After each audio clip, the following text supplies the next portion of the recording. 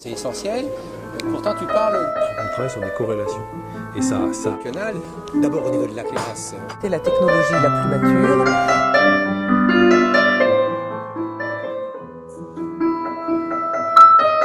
Bonjour Jean-Marie Panazol. Bonjour. Vous êtes inspecteur général de l'éducation nationale et avez succédé à Denis Boulier à la direction de l'ESN ESR en mars 2013. Vous étiez alors conseiller au cabinet de Vincent Peillon. La loi d'orientation et de programmation pour la refondation de l'école de la République faisait alors l'objet d'arbitrage au gouvernement. Un des axes forts et nouveaux de cette loi, c'est bien de faire entrer l'école dans l'ère du numérique. Comment se traduit cet axe dans votre action à la tête de ce qui est l'école des cadres de l'éducation nationale? Écoutez, là je crois que nous sommes de plein pied dans un des axes stratégiques de l'école, qui est d'acculturer nos cadres, ceux qui viennent en formation initiale, ce que j'appelle le flux, mais aussi ceux qui sont en poste, à la culture du numérique, à la pratique du numérique et à l'usage du numérique dans le pilotage et le management des établissements, mais aussi des territoires, pour penser aux inspecteurs, qu'ils soient du premier degré ou qu'ils soient disciplinaires. En effet, on ne peut pas envisager que ce qu'on appelle, à juste titre, je pense, la révolution numérique, ne se diffuse rapidement dans les classes si nos cadres ne sont pas eux-mêmes moteurs. Et donc, il est important qu'ils soient eux-mêmes concernés et donc formés à ces questions, à ces sujets. Alors, la réponse, elle est multiple, bien sûr. Elle est d'une part dans l'organisation des colloques, 4e colloque consacré à la e-formation que nous organisons en ce moment. La réponse, elle est aussi dans la mise en place de parcours de formation numériques eux-mêmes, donc dans le faire, au-delà du dire, qui consiste à proposer aux cadres des modalités concrètes d'usage du numérique pour leur propre formation, en espérant effectivement qu'ils en tirent un certain nombre d'enseignements pour le pilotage du numérique. Et donc nous avons, que ce soit en formation initiale ou en formation continue, mis en place depuis maintenant 4 ans dans cette maison un processus, un modèle de formation dit hybride, qui alterne présentiel et distanciel, qui donc a un recours, qui nécessite un recours permanent aux technologies de l'information et de la communication, et donc à l'usage de ressources numériques. Mais comment réagissent justement ces personnels d'encadrement à destination desquels vous mettez en place ce blended learning, cette formation hybride? Comment réagissent-ils à ce mode de formation, étant entendu que le présentiel, même s'il existe, n'est pas essentiel? Or jusque-là, ils étaient habitués à des formations en présentiel. Alors, pour être très, très clair, j'ai acquis une certitude. Dans une école de professionnalisation, lorsqu'on veut faire travailler des gens ensemble, lorsqu'on veut leur faire acquérir des compétences, lorsqu'on veut les faire monter en compétences, avec des objectifs très précis, très spécifiques, métier par métier, on ne pourra jamais, me semble-t-il, se passer du présentiel. Pour autant, la solution passe par une articulation, un équilibre, une pondération entre le distanciel et le présentiel. Vous voulez faire travailler des gens dans une classe virtuelle et faire en sorte que cette classe virtuelle permette véritablement l'émergence d'une intelligence collective, par le dialogue, par le débat, ce qu'on appelle les classes inversées, qui vont favoriser l'émergence de ces solutions. Et il faut que les gens se connaissent. Donc il faut que les gens se soient rencontrés, qu'ils se soient reconnus, et donc qu'on fasse tomber un certain nombre de barrières qui permettent après, par le présentiel, qui permettent après, dans le distanciel, d'enclencher cette mécanique de formation. Maintenant, nous sommes dans une phase encore, je le dis, d'expérimentation.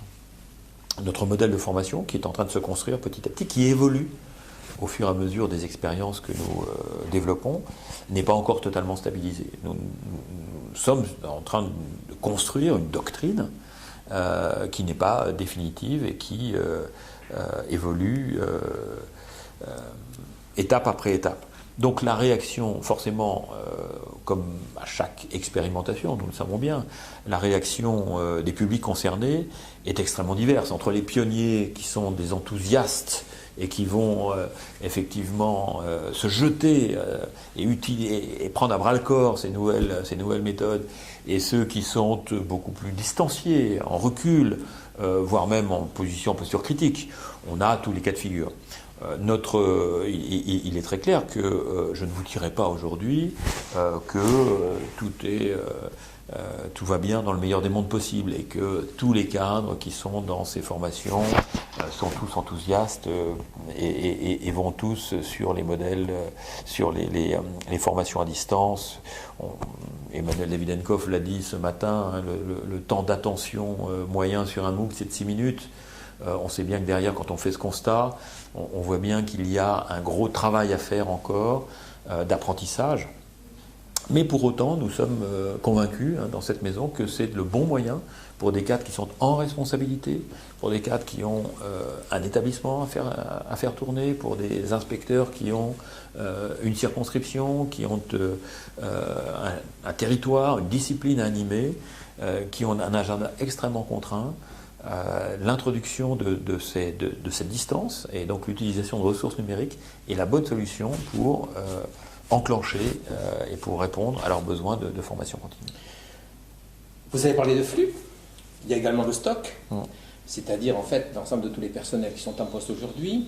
Il est clair que la loi d'orientation qui est récente a certainement dû impliquer une évolution dans la pratique de cette école supérieure. Alors, est-ce que une inflexion a été marquée depuis la promulgation de la loi ? Oui, alors il y a deux façons de répondre à votre question. La première analyse, c'est une analyse quantitative. Depuis 2013, milieu de l'année 2013, l'activité de l'école a cru d'à peu près 60% en journée stagiaire en présentiel.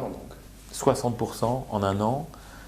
Ça montre l'importance de la formation des cadres dans la mise en œuvre des réformes et notamment de la loi sur la refondation de l'école de la République. Les actions de formation qui ont été engagées concernent tous les aspects de la loi. Aussi bien le climat scolaire, le décrochage, l'inclusion scolaire, les rythmes scolaires, bref, tous les aspects qui ont été promus dans la loi et qui ont été mis en œuvre par le ministère ont fait l'objet de formation continue des cadres et d'où cette augmentation très forte de l'activité en présentiel, mais également une augmentation très forte de l'activité à distance. Nous avons par exemple accompagner la formation des équipes académiques chargées de déployer pour le premier degré la formation à distance dans le cadre de la réforme de l'école primaire et de la mise en place des nouveaux rythmes scolaires. Eh bien, c'est un parcours qui nous a permis de former 400 personnes et que nous avons co-construit avec la DGESCO et qui donc est en place aujourd'hui sur la plateforme Magistère. Et donc est un exemple de l'activité numérique de l'école. La formation se fait à l'ESN, ESR, mais elle se fait aussi en académie.